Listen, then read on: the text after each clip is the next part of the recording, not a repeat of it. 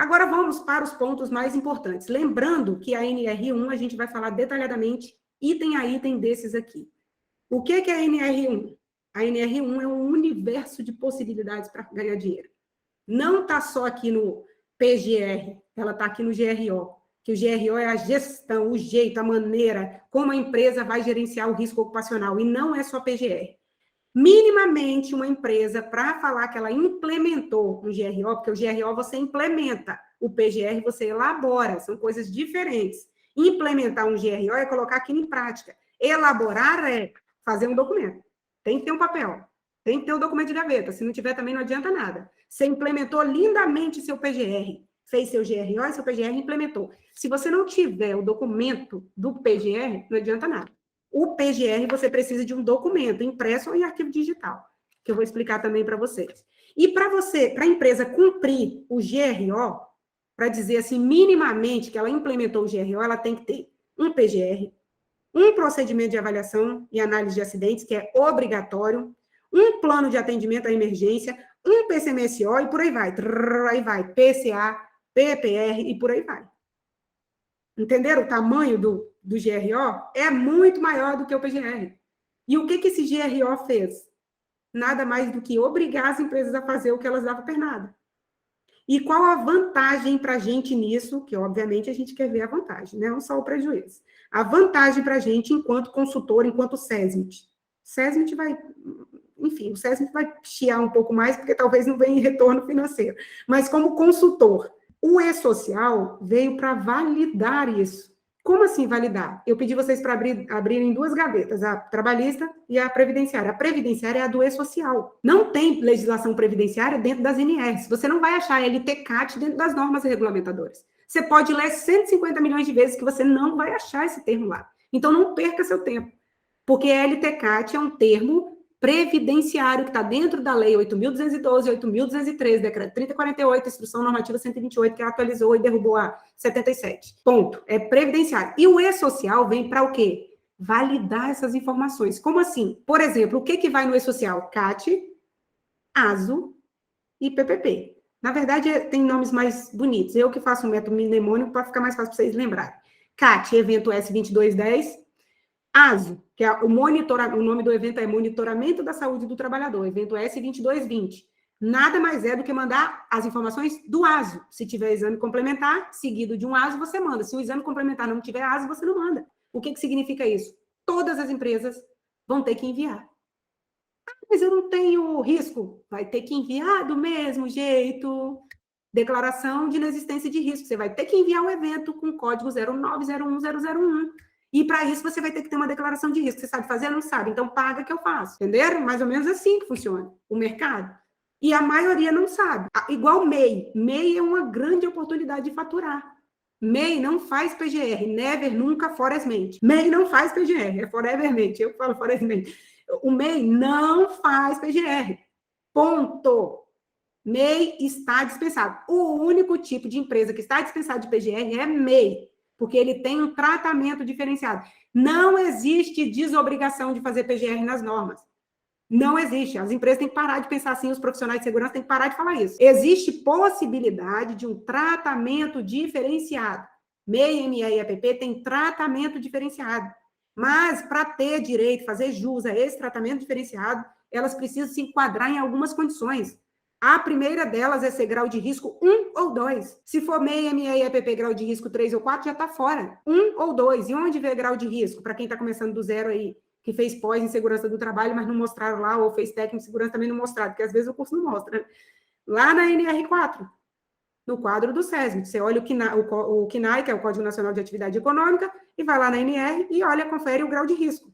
1, 2, 3 ou 4. 1 é leve, 2 é médio, 3 é moderado e o 4 é máximo. Tipo, um risco mais pesado. Você vai lá e confere isso. Então, como que a gente traz isso para o E-Social, para validar? Quando a empresa vai enviar um S2220, o ASO, qual é a periodicidade do envio do S2220? Tem que seguir do PCMSO. Se a empresa não tem PCMSO, vai mandar errado. Por exemplo, a audiometria, que antigamente era do sexto mês, agora é 1 ano. Ela manda esse ano. Aí passa 1 ano, não chegou nada lá apoio social. O que vocês acham que o sistema vai fazer? Vai acender a luzinha, coisa errada. Então, a empresa que não tem PCMSO vai dançar. A mesma coisa é o S2240, que é aquele evento que vai dar dinheiro, porque obriga carga inicial para todo mundo. No primeiro momento, você vai faturar alto. Agora, nos próximos meses, talvez você não fature, porque o evento não muda, né? Se não tiver exposição diferente, você não vai precisar enviar. Então, na hora de fazer o orçamento, tem que pensar nisso, né? Para ser um negócio sustentável.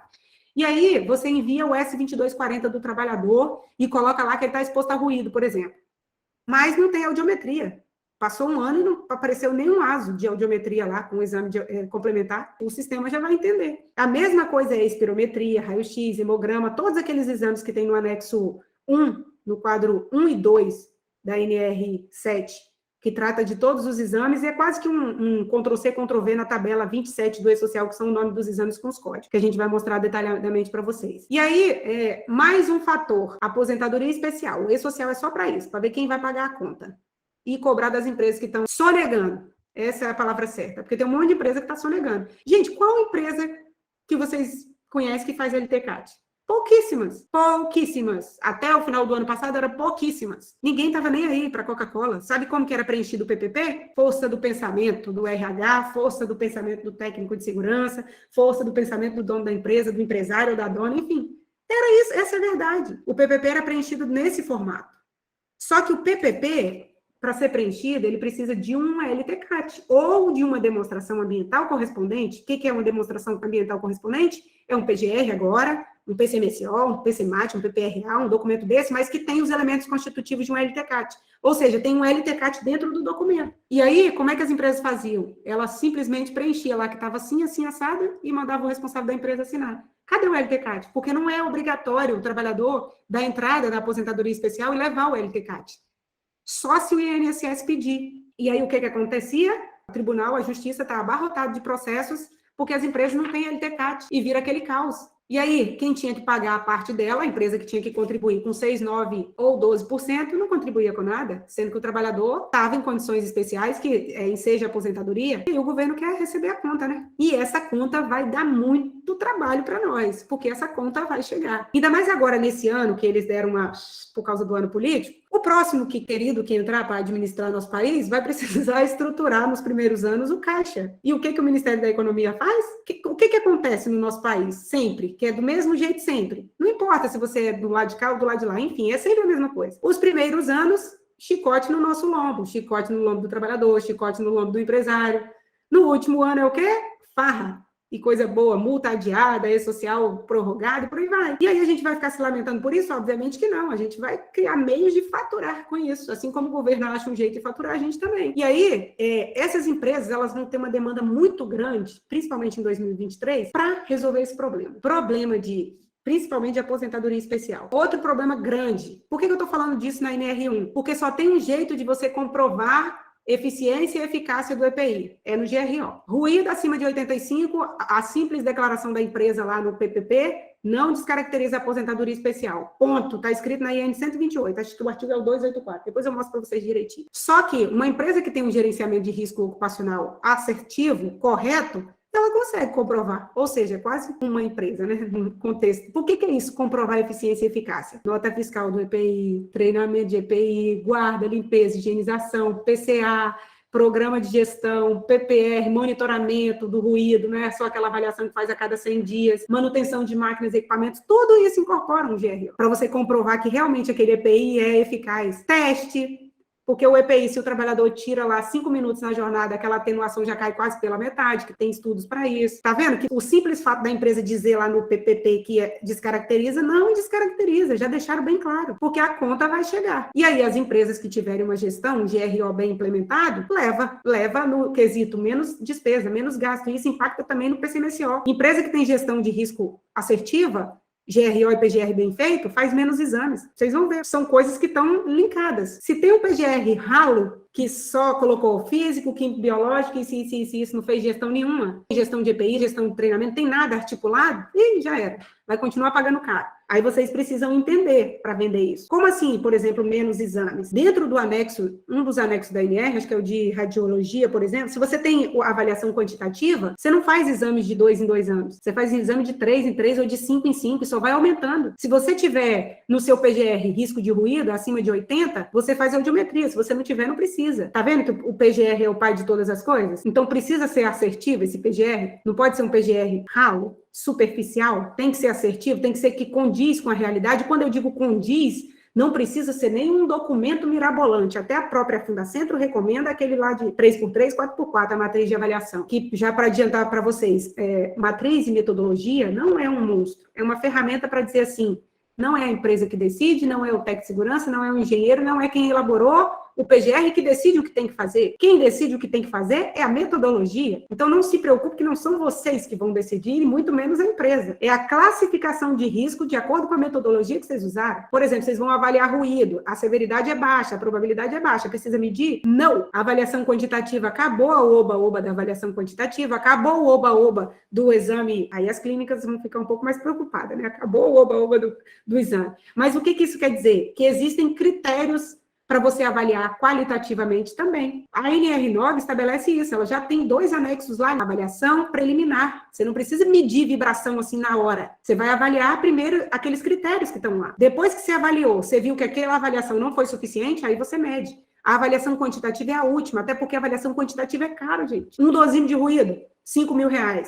Uma avaliação de ruído, se você for alocar ou pedir avaliação por fora, dependendo da região, 400. Dependendo da capital, se for uma região metropolitana, 200, 150, entendeu? Isso onera. E não é só uma. Dependendo da empresa, você não vai fazer só uma. Se tiver 50 GHE, 50 exposto a ruído, é 50 avaliação daquela. Tudo isso está dentro do GRO. E aí vocês precisam conhecer esse universo para trazer a solução mais assertiva para a empresa. Mas dentro da NR1, tem o GRO, tem o PGR, tem o tratamento diferenciado para MEI, ME e EPP, como eu falei, apenas grau de risco 1 e 2 está dispensado.